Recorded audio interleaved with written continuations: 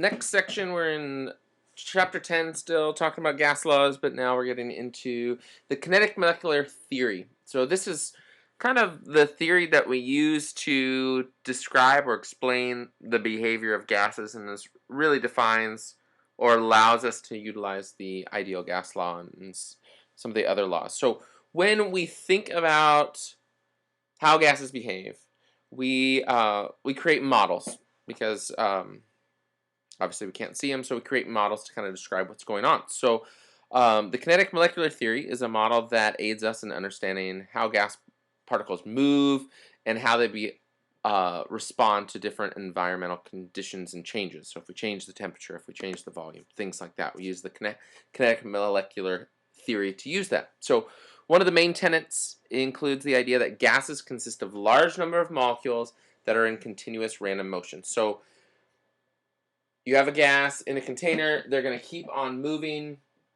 and they're constantly moving throughout that time period, and they bounce and collide off of each other and off of the container that they're within.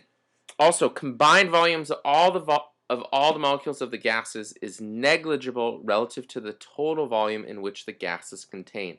So if you have any type of container that's filled with a gas, the majority of that container is empty space. The gas molecules themselves are so minuscule compared to the empty space that exists that the molecules themselves don't play a significant role into the behavior of the gas.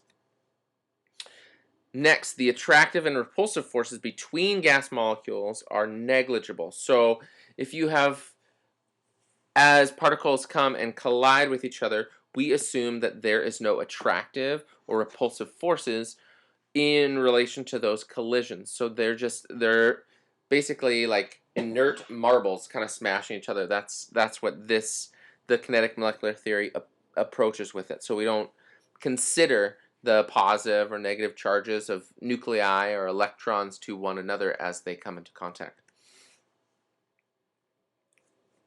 One of the other ideas is that energy is transferred between molecules within collisions.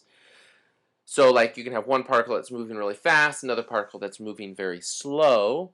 They collide, one gains momentum, the other one loses momentum, but the overall average kinetic energy of the molecules doesn't change over time. They just keep moving along as long as the temperature stays constant. Now, if you change the temperature, you're going to change the average kinetic energy because more particles will be moving at greater speeds. Also, the average kinetic energy of molecules is proportional to the absolute temperature. So as you lower the temperature, the kinetic energy decreases, kind of that same idea. And so we're going to apply a bit more of the kinetic molecular theory as we look in the next section on effusion and diffusion, like what makes it so that a particle, if there's perfume sprayed in a room, we smell it later on. How does that get to where we're at? So we will continue this tomorrow. So tomorrow.